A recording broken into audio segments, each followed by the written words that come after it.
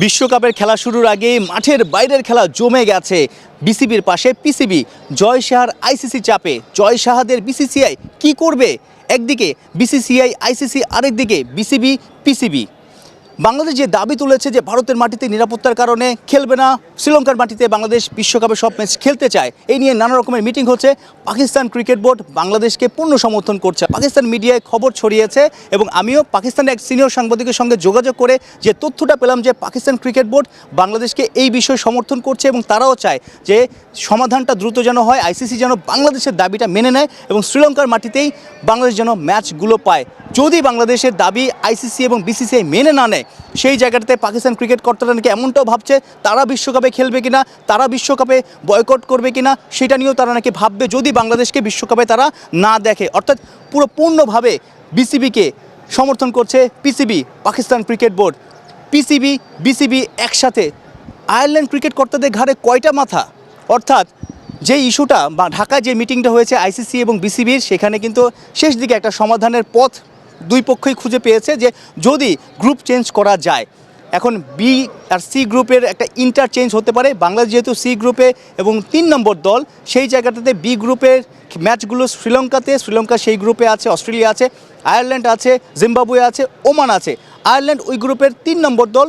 পিসিবির সাথে অর্থাৎ বাংলাদেশ দলের সাথে আয়ারল্যান্ড দলের একটা ইন্টারচেঞ্জ যদি আইসিসি করে তাহলে কিন্তু এই জটটা খুলে যাবে, সমাধানটা হয়ে যাবে। তবে আয়ারল্যান্ড ক্রিকেট কর্তারা নাকি ভারতে খেলতে চায় না বা গ্রুপ চেঞ্জ করতে চায় না, এমন খবরও শোনা যাচ্ছে।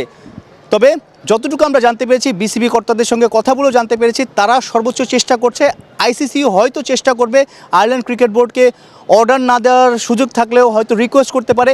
বাংলাদেশ ক্রিকেট বোর্ডের সভাপতি আমিরুল ইসলাম বুলবুল, তিনিও নাকি আইরিশ ক্রিকেট কর্তাদের সঙ্গে যোগাযোগ করবেন এবং তাদেরকে রিকোয়েস্ট করা হবে, যেহেতু আইরিশ ক্রিকেট বোর্ড বলা যায় ক্রিকেট মাঠে বাংলাদেশের চেয়ে আসলে একটু ছোট দলই, বাংলাদেশ বড় ভাই, সেই বড় ভাইয়ের কথা তারা কি শুনবে না? হয়তো রিকোয়েস্ট করলে শুনতেও পারে, এমনটাও আসলে ক্রিকেট আঙ্গনে মিরপুরে শোনা যাচ্ছে। তো এখন আয়ারল্যান্ডের উপরেই পুরো বিষয়টা। আয়ারল্যান্ড যদি রাজি হয় আইসিসির কথাতে এবং বিসিবির কথাতে, পাশাপাশি পিসিবিও, পাকিস্তান ক্রিকেট বোর্ডও কিন্তু এখানে আছে।